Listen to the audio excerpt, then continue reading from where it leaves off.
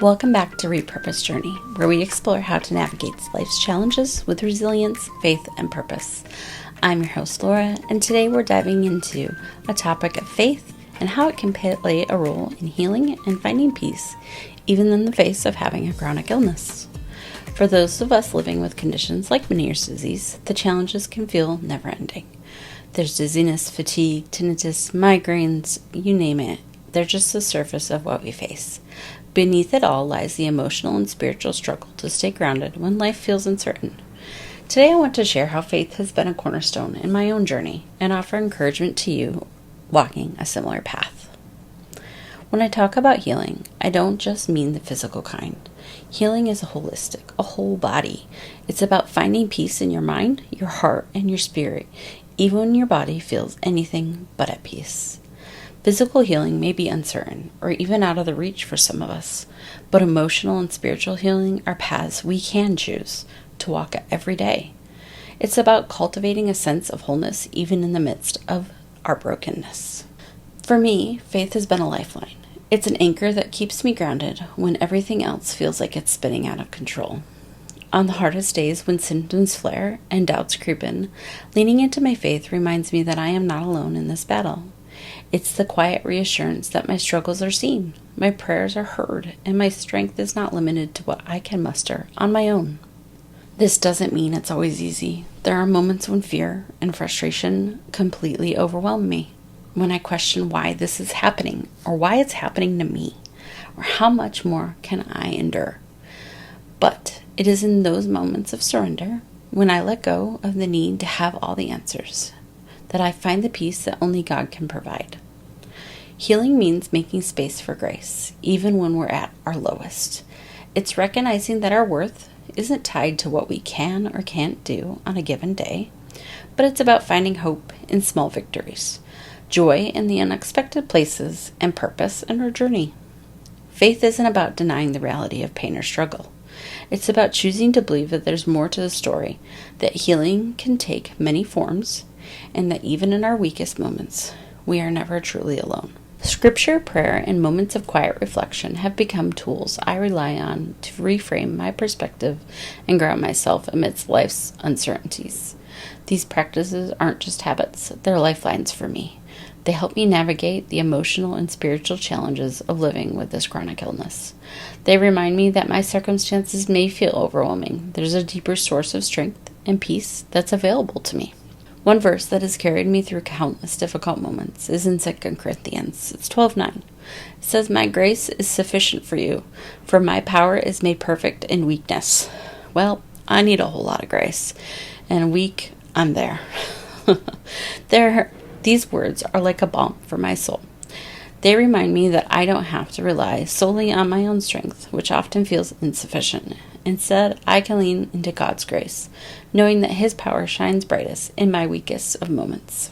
This verse has taught me that the vulnerability isn't something to be ashamed of. It's in those moments of admitting my limits, when I'm honest about my struggles and let go of trying to control everything, that I experience the fullness of God's grace. It's not about fixing myself or pretending that I have it all together.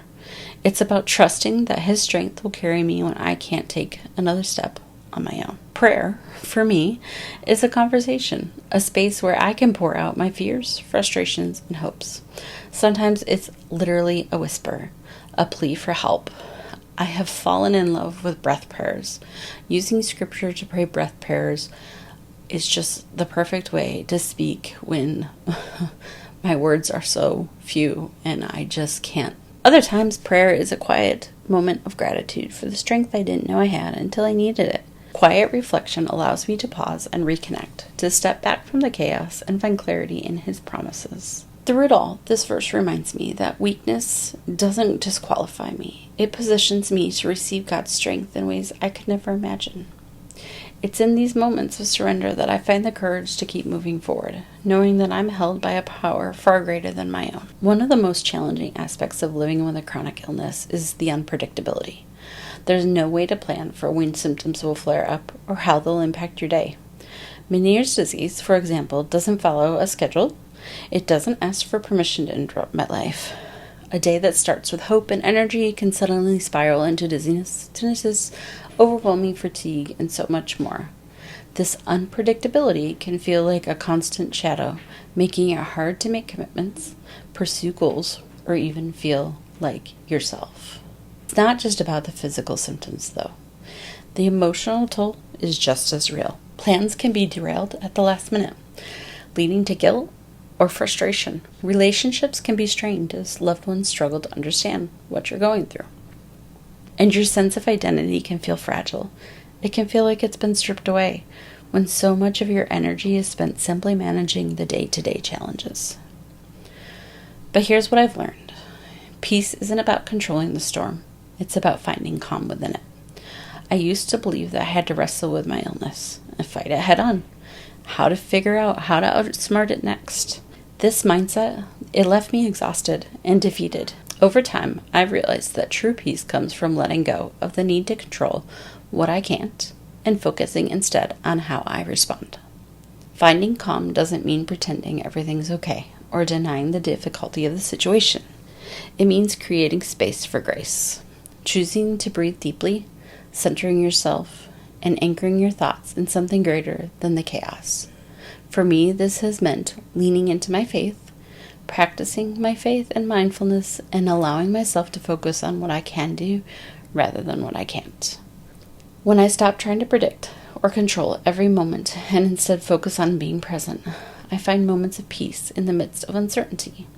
It's not about the storm disappearing, it's about realizing that I have the strength, the tools, and support to weather it. Going back to your lost sense of identity, chronic illness has a way of stripping that away. The things that you may have once defined yourself by. Maybe it was a career, your hobbies, or even roles you played in your family or community.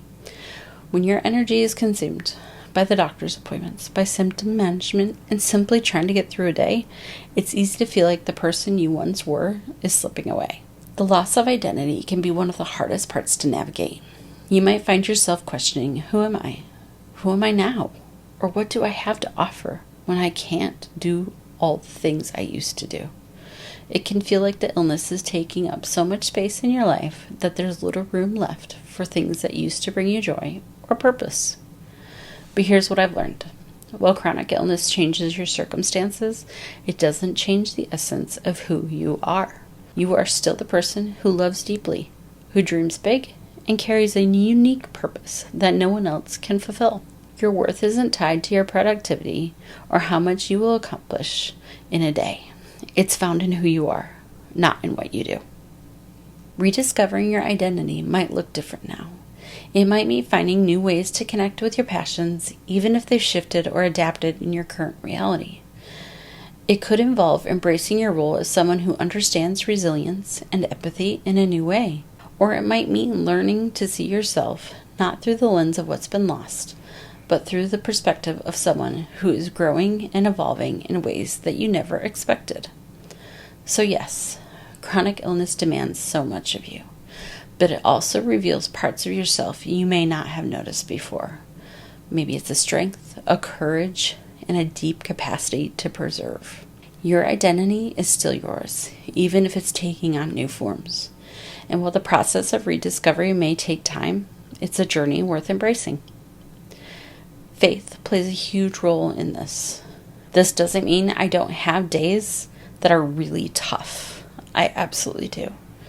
But knowing that I don't have to carry this burden alone makes all the difference. I'd like to share a couple practical ways to help strengthen faith. If you're wondering how to lean into faith during difficult times, here's some of the things that I like to do. I like to start my day with prayer and reflection. Even a few minutes can set a positive tone for my day. I like to keep a gratitude journal. I write down a few things that I'm thankful for every day, even on the hard days, because gratitude can shift your perspective. I have a verse that I hold on to, 2 Corinthians 12:9. Choose something for you that speaks to your heart and repeat it often. Maybe it's a quote, maybe it's a mantra, maybe it's a verse. You can join faith-based communities, whether it's a church group, a Bible study, or an online support network. Surrounding yourself with others who share your faith can be incredibly uplifting. Lastly, practice surrender. This is easier said than done, but reminding yourself to let go of what you can't control and trusting God's plan can bring immense peace. I'd like to leave you with this little bit of encouragement for your journey. If you're living with a chronic illness, I want you to know your struggle is real, but so is your strength. Faith and hope don't ease the challenges, but it gives us the courage to face them. You are not defined by your illness. You are a child of God, deeply lived and full of purpose. Thank you for spending time with me today on Repurpose Journey. I hope this episode has encouraged you and reminded you of the power of faith in the midst of life's storms. If you found this episode helpful, I'd love for you to share it with someone who might need it. And don't forget to subscribe for some more stories and inspirations on how to repurpose your life with courage and hope. Until next time, take care.